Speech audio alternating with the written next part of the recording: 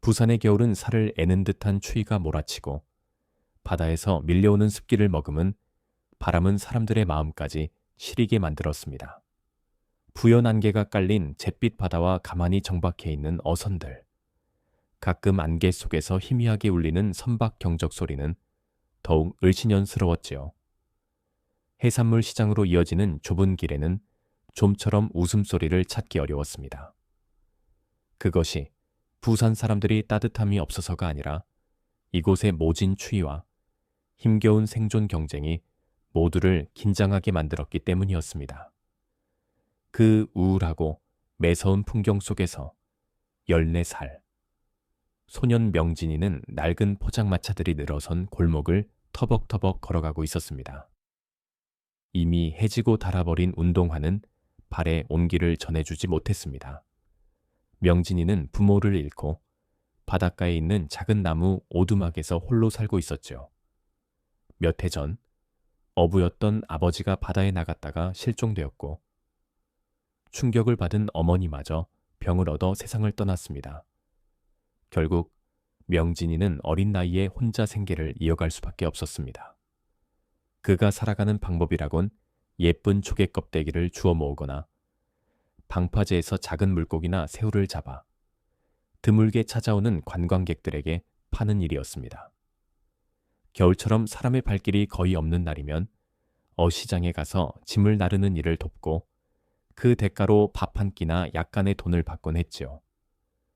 그날 밤 부산은 갑자기 날이 더 매서워졌고 바람이 세차게 윙윙 불어댔습니다. 오두막 안에서 몸을 잔뜩 웅크리고 있던 명진이는 내일은 조금이라도 일찍 어시장에 가서 일자리를 구해야지 하고 생각하고 있었습니다. 그러던 중 밖에서 고양이 소리 같기도 하고 아기 울음소리 같기도 한 소리가 들려왔습니다. 그는 순간 몸이 오싹해졌습니다. 이런 깊은 밤에 아기 울음소리가 들릴 리가 있을까? 불안한 마음을 억누르며 그는 얇은 옷 하나를 걸치고 밖으로 나왔습니다. 항구 근처를 비추는 희미한 가로등 불빛 아래에는 낡은 나무 상자들과 헤어진 그물들이 어지럽게 널려 있었지요. 그 사이로 간헐적으로 울음소리가 들려왔습니다. 명진이는 소리를 따라가며 축축하게 젖은 방수포들을 하나씩 들어 올렸습니다. 그러다 허름하고 큰 천자루를 발견했는데 그 안에는 생후 몇 달밖에 되지 않은 아기가 파랗게 질린 얼굴로 부들부들 떨고 있었습니다. 어떻게 이런 어린아이를 버릴 수 있지? 아기는 얇은 담요 하나에만 쌓여 있었고 이미 눈물이 볼게 흥건했습니다.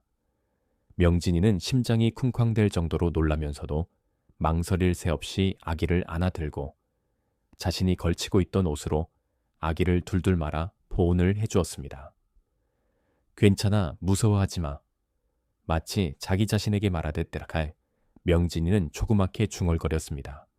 그리고 아기를 품에 안은 채 오두막으로 전력 질주했습니다. 난방시설은 전혀 없는 초라한 나무, 오두막에는 오래된 석유램프 하나만 깜빡이고 있었지요. 그는 아기가 혹시라도 저천증에 걸릴까 두려워 집에 있던 유일한 수건으로 아기의 몸을 닦고 구석에서 꺼낸 낡은 소미불로 정성껏 감싸주었습니다. 하지만 아기는 여전히 추위 때문에 목이 쉬어 갈라질 듯 힘없는 울음소리를 계속 냈습니다. 이대로 두면 큰일 나겠어. 우유나 뭔가 먹을 게 필요해. 그런데 어디서 우유를 구하지? 그때 명진이는 밤시장 떡볶이. 노점에서 일하시는 은하 아줌마가 떠올랐습니다. 50대쯤 되어 보이는 따뜻한 인상의 주인이었죠. 장사가 잘 안 된다고 늘 투덜거리면서도 배고파 지친 명진이를 보면 늘 뜨끈한 국물을 건네주었던 분이었습니다. 아기를 조금이라도 살릴 수 있지 않을까 하는 마음에 명진이는 아기를 꽁꽁 싸안고 밤시장으로 달려갔습니다. 은하 아줌마는 이미 노점을 정리하던 참이었습니다. 헐레벌떡 뛰어온 명진이가 이불을 품에 꼭 껴안고 있는 모습을 보더니 깜짝 놀라 물었습니다.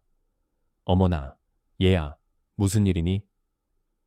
아줌마, 우유 좀 주실 수 있으세요? 항구에서 아기를 발견했거든요. 은하는 너무 놀라 급히 가스레인지를 끄고 걱정스러운 눈빛으로 물었습니다. 뭐라고? 아기라니? 네, 아기를 그물더미 속에서 주웠어요. 이불을 살짝 펼치자 아기의 파랗게 질린 얼굴이 드러났습니다. 은하는 잠시 굳은 듯 보이더니 곧바로 행동에 나섰습니다. 잠깐만, 떡 재료로 쓰려고 두었던 분유가 조금 있긴 해. 일단 그걸로라도 해보자. 은하는 분유를 따뜻한 물에 섞어 젖병을 만들었고 명진이는 조심스레 아기 입에 물렸습니다. 처음에는 울음을 멈추지 못하던 아기가 조금씩 분유를 빨기 시작했고 곧 어느 정도 안정을 찾았습니다. 그제야 은하는 한숨을 쉬며 땀을 닦았습니다. 대체 누구 딸이길래 이렇게 버려진 걸까? 저도 잘 몰라요, 아줌마. 낡은 그물더미에 있더라고요. 한동안 둘은 말없이 아기가 분유를 먹는 모습을 지켜보았습니다. 그 순간 명진이는 말로 형용하기 힘든 애틋함이 북받쳐 올랐습니다.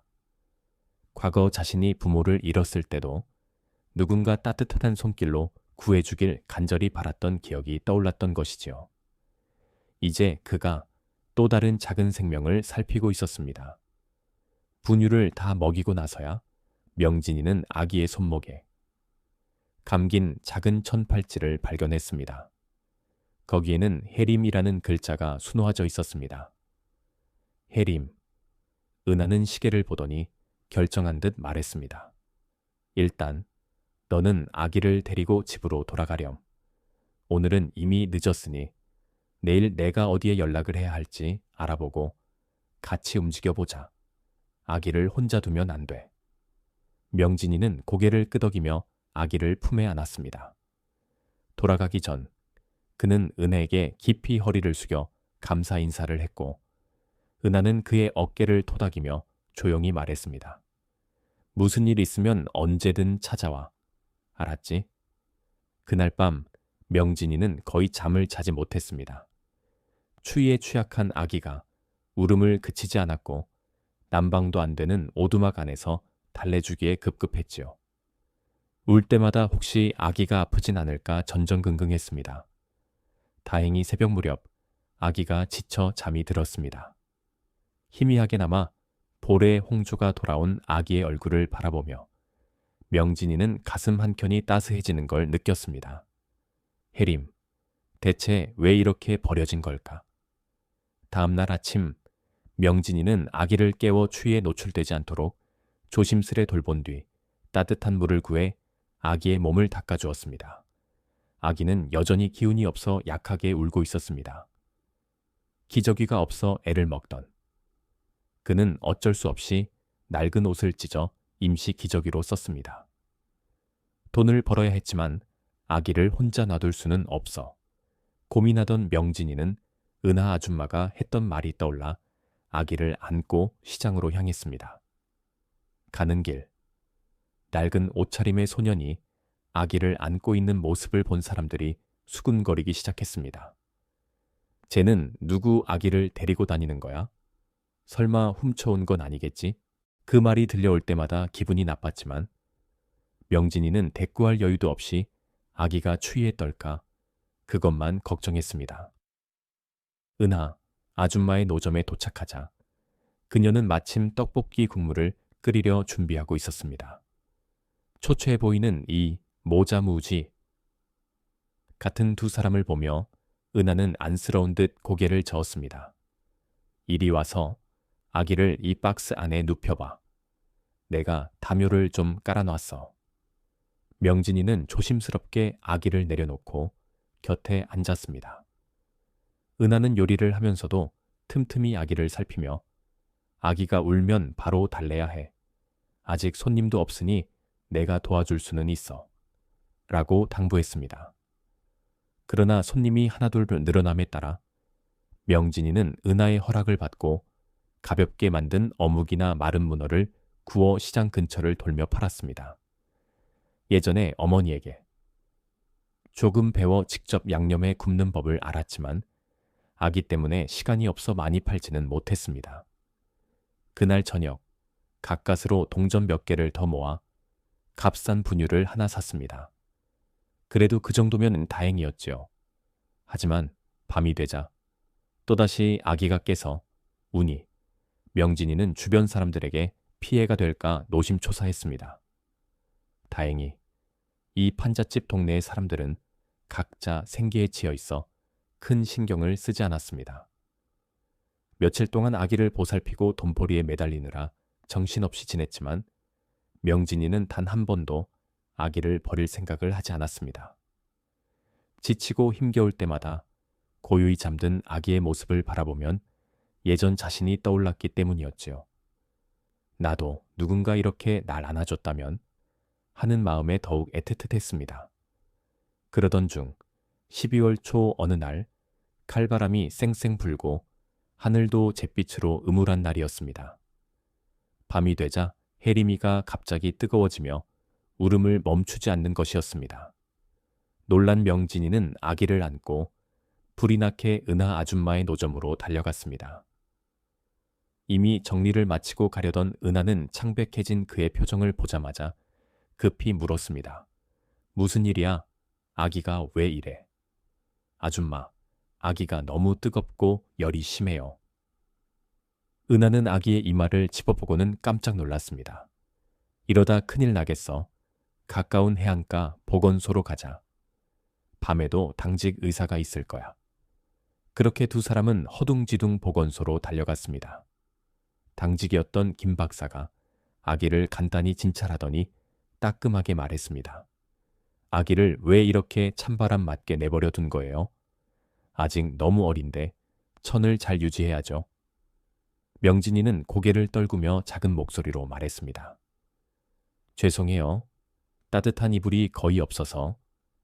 김 박사는 그 말을 듣고도 안쓰러운 표정으로 아기에게 해열제와 처방전을 내주며 온도를 잘 맞춰주고 우유도 제때 먹이되 열이 안 내리면 다시 오라고 당부했습니다.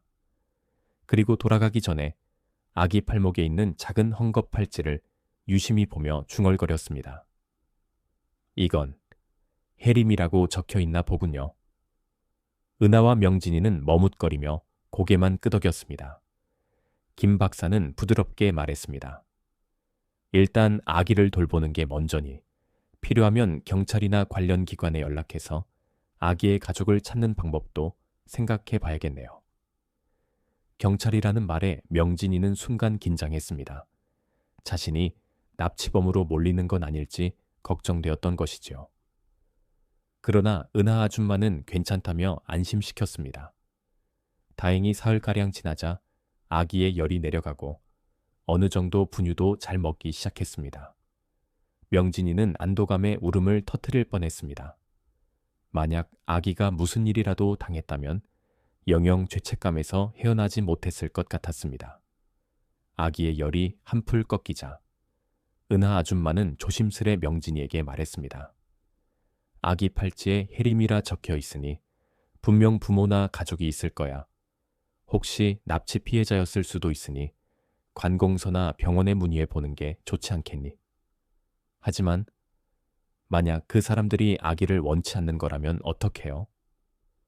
글쎄, 정말 그런 부모라면 무정한 거지만 혹시 어쩔 수 없었던 사정이 있는지 누가 알아. 일단 당국에 알려 단서를 찾아보는 게 옳아. 두렵고 망설여지기도 했지만 낡은 오두막에서 아기를 키우는데 한계를 느낀 명진이는 결국 은하와 함께 관공서에 찾아가 아기에 대해 신고했습니다. 그날 이후 경찰과 복지기관이 아기의 신원을 찾기 위해 본격적으로 조사에 나섰지요. 며칠 뒤 김박색에서 전화가 걸려왔습니다. 서울에 있는 어느 그룹 회장 댁에서 신생아 딸이 실종되어 필사적으로 찾고 있다는 겁니다. 명진이가 데려온 해림이 바로 그 아기일 가능성이 높다고 했습니다. 그 소식을 들은 명진이와 은하 아줌마는 몹시 놀랐습니다. 결국 부잣집 아기였네. 어쩌다 부산 항구까지 오게 된 걸까. 그리고 일주일쯤 지났을 무렵 오두막에서 아기를 돌보던 명진이는 문 두드리는 소리에 밖으로 나갔습니다. 그러자 검은 정장을 입은 여러 명이 고급 승용차와 함께 서 있었고 그중 앞에 선 중년 부부는 꽤나 품이 있어 보였습니다. 그 여성은 아기를 보자마자 눈물을 터뜨렸습니다. 드디어 우리 딸을 찾았어요. 떨리는 목소리로 말하며 그녀는 명진이 품에 있던 해림을 소중히 안았습니다. 옆에 있던 남자는 자신을 서창유, 서그룹의 회장이라고 소개했습니다. 그리고 깊이 고개를 숙이며 말했습니다. 우리는 지난 몇 주간 딸을 찾아 헤맸습니다. 자네 덕분에 우리 아이가 살아있을 수 있었어요. 정말 고맙네. 명진이는 얼떨떨한 표정으로 서 있었습니다. 이제 혜림이가 원래 가정으로 돌아가게 될 거라 생각하니 기쁘면서도 가슴 한쪽이 아려왔지요. 서 부인이 혜림이를 안고 흐느끼자 혜림이도 잠시 앓는 듯한 소리를 내며 얼굴을 파고들었습니다. 그 모습을 보는 명진이 마음에는 묘한 부러움이 스쳤지만 아기가 행복해 보인다는 사실에 감사했습니다. 얘, 너 이름이 뭐니? 아, 저는 명진이라고 해요. 정말 고마워. 어떻게 감사해야 할지 모르겠구나. 그 후 경호원들과 보좌진들이 분주히 움직이며 혜림이를 즉시 서울로 데려가 건강검진을 받게 하려 했습니다. 그들은 명진이와 은혜에게도 근처 호텔에서 묵은 뒤 다음날 서울로 올라가자며 권유했습니다. 허름한 오두막과 광활한 바다 사이를 번갈아 보며 명진이는 혜림이가 이곳에서 지내기는 위험하다는 생각이 들었습니다. 결국 그들의 제안을 받아들였습니다. 서울에 도착해 보니 서 가문의 대저택은 상상 그 이상으로 웅장했습니다. 거대한 문, 카펫이 깔린 긴 복도, 화려한 샹들리에 등 모든 게 낯설고 놀라웠습니다. 가문의 주치의들이 혜림이를 살펴보니 건강에는 큰 문제가 없으나 약간 영양이 부족할 뿐이라 했습니다. 안도한 명진이는 이제 돌아가려 했지만 서창규 회장은 정중히 만류했습니다. 내온 우리 집의 큰 은인이야. 정식으로 학교나 거처를 마련하기 전까지 당분간 여기서 지내면 어떨까? 평생 힘든 환경에 익숙해져 온 명진이는 호화로운 공간이 낯설어 마음이 불편했습니다. 그러자 서부인이 다정하게 말했습니다. 혜림이가 너랑 떨어지면 울기만 해. 네 목소리에 익숙해진 것 같아. 며칠만 함께 있으면서 혜림이가 적응하도록 도와주면 어떨까? 그 한마디에 마음이 약해진 명진이는 며칠만 있기로 했습니다. 그러나 첫날 밤 손님용으로 마련된 아늑한 침대는 오히려 잠을 쉽게 재워주지 않았습니다. 부드러운 매트리스와 향긋한 이불은 그에게 이질감만 줄 뿐이었죠. 바닷바람이 스며들던 오두막, 그 소금기 어린 찬 공기를 곱씹으며 막연한 미래를 떠올리느라 밤새 잠을 뒤척였습니다. 하지만 아침이 되어 혜림이가 작고 귀여운 손을 뻗으며 하고 온갈댈 때면 왠지 모르게 마음이 편안해졌습니다. 며칠 뒤 서그룹에 실종된 영애가 부산에서 발견되었다는 소식이 대서특필되자 사람들은 왜 아기가 그 먼 곳까지 갔는지 궁금해했습니다. 경찰 조사 결과 범인들이 아이를 납치해 몸값을 요구하려 했으나 계획이 실패하고 추적이 두려워 버린 것으로 드러났습니다. 사건이 복잡해지자 서 가문은 저택의 보안을 한층 더 강화했습니다. 그런데 어느 날 밤 명진이가 선잠을 자다 깼을 때 대문 밖에서 이상한 기척이 들려왔습니다. 창문 틈으로 내다보니 어둠 속에 누군가 숨어 있는 것이 보였습니다. 급히 경호원에게 알렸지만 그 인물은 이미 사라진 뒤였습니다. 며칠 후에는 울타리가 잘려나간 흔적까지 나타나 납치범들이 다시 침투를 시도하는 것 아니냐는 걱정이 커졌습니다. 제가 뭔가 도울 방법은 없을까요? 아직 어리잖니. 괜찮아. 서창규 회장은 걱정 말라며 고개를 저었지만 명진이는 그냥 앉아서 지켜볼 수 없었습니다. 부산에서 거리 생활을 하며 익힌 낯선 사람의 움직임을 감지하는 감각을 살려보고 싶었지요. 그는 밤중에 경호원들과 함께 순찰을 돌게 해달라고 요청했습니다. 경호원들은 망설였으나 그의 진지한 태도에 결국 허락했습니다. 그날 밤 명진이는 준이라는 경호원과 함께 저택 울타리를 따라 순찰에 나섰습니다. 바람 소리를 귀에 깊게 듣고 담장 틈을 살피던 중 담장 아래 촉촉한 흙에 새로 찍힌 신발 자국을 발견했습니다. 그는 준이에게 조용히 신호를 보내 나무 뒤에 숨어 있으라 했고 과연 15분 뒤 검은 옷을 입은 남자가 담을 넘으려 했습니다. 준이가 다른 경호원들을 불러 바로 제압한 덕분에 그 남자는 현장에서 붙잡혔습니다. 경찰 조사 결과 해리미를 납치한 일당 중 한 명이었으며 끝까지 범행을 포기하지 않고 침투를 시도했던 것으로 밝혀졌습니다. 명진이가 없었더라면 또다시 아이에게 큰 위험이 닥쳤을 거야. 고맙다. 서 회장은 안도의 한숨을 내쉬며 다시 한번 감사의 뜻을 전했습니다. 그 일 이후 납치 조직은 완전히 소탕되었고 저택은 안정을 되찾았습니다. 해리미는 건강을 회복하고 명진이를 친오빠처럼 따르며 떨어지려고 하지 않았습니다. 명진이는 서 부인과 함께 아기 먹이고 재우는 법을 배웠고 점차 이 저택의 분위기가 포근하게 느껴졌습니다. 어느 날 오후 서 회장은 명진이를 서재로 불러 서류 몇 장을 펼쳐놓고 조용히 말했습니다. 우리가 오래 고민해 봤는데 네가 괜찮다면 우리 부부가 널 양자로 맞이하고 싶구나. 뜻밖의 말에 명진이는 당황해 더듬거렸습니다. 저는 네가 자립심이 강하고 스스로를 지키며 살아왔다는 건 알고 있어. 하지만 아직 너무 어리지 않니? 배울 것도 많고 미래도 준비해야 해. 게다가 혜림이도 널 정말 좋아하고.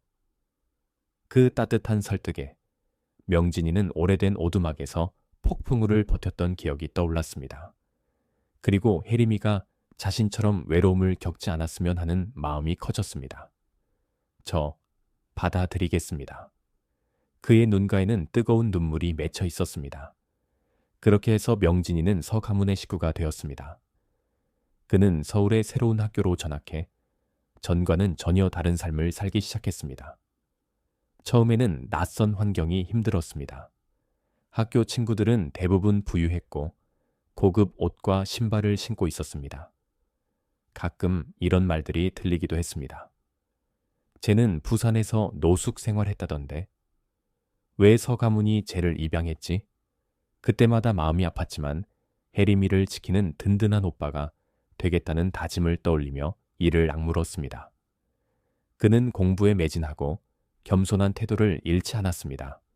그러자 점차 선생님들과 친구들도 그를 이해하고 받아들이기 시작했지요.